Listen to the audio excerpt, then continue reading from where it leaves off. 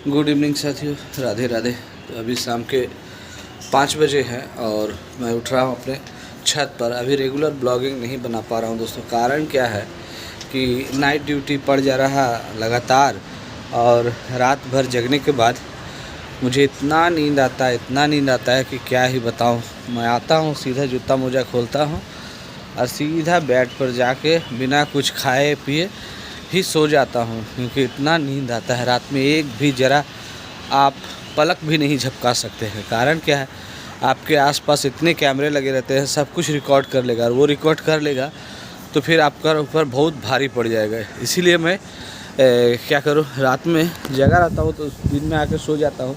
इसीलिए मेरा अपना ब्लॉग जो है हमेशा शाम को मैं इस छत पर आता हूँ, अपने भाड़े वाले जो घर है उस पर आकर ये ब्लॉगिंग बनाने की कोशिश करता हूँ। और आज का विषय है गैस सिलेंडर, क्योंकि गैस सिलेंडर की किल्लत है और मुझे समझ में नहीं आ रहा मैं क्या करूँ नहीं करूँ, क्योंकि फैमिली को भी लाने वाला हूँ। और जिस तरीके की परिस्थिति चल रहा है पूरे देश में, मुझे नहीं लगता है कि मुझे लाना चाहिए, लेकिन मैं लेकर आ गया हूँ। और अभी अपनी फैमिली को लाने की बात ही कर रहा था, और वो जिद कर रही है कि मुझे आपके साथ ही रहना है। मुझे कुछ नहीं समझ में आ रहा दोस्तों, मैं क्या करूं, क्योंकि गैस मिल नहीं रहा। क्योंकि गैस को लेने के लिए जो गैस हम लोगों को मिलता था पहले, वो करीब 80 से 90 रुपये किलो, वो जाके अभी 200 से 250 रुपये किलो है।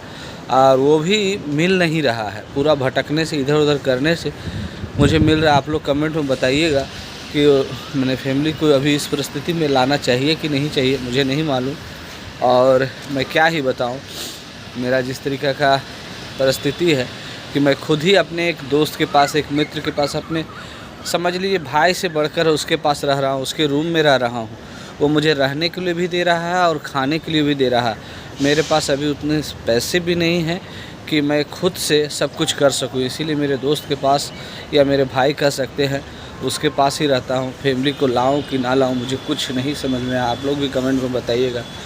और जो मेरी वाइफ है वो बोलता है कि गैस नहीं मिलता है तो क्या है, स्टोव ले लीजिए, स्टोव पर खाना बनाइए।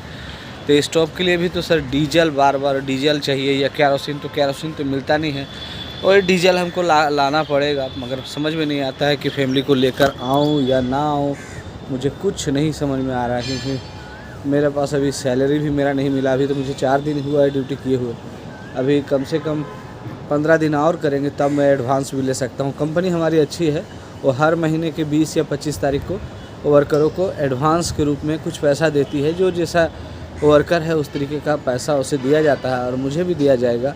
लेकिन अभी नहीं, अभी तो सिर्फ अपने तरीके से ही आपको चलाना पड़ेगा, जैसे भी आप चलाएं। और अभी का मौसम जो आज का है काफ़ी गर्म है। अभी भी देखिए सूर्य देवता अभी भी निकले हुए हैं। अभी तो टेलर मात्र है गर्मी का, अभी तो पूरी तरीके से गर्मी नहीं आया। लेकिन यहाँ से अच्छा मौसम जो था दोस्तों, वो रांची का था कि दिन में गर्मी और रात में ठंडा, क्योंकि शाम होते होते बारिश हो जाती थी।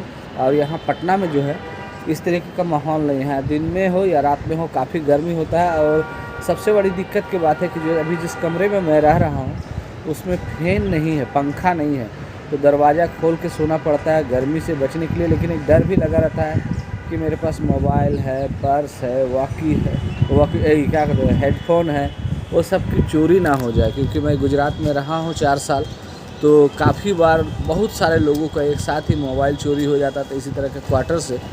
लेकिन यहाँ अभी तक तो नहीं हुआ है।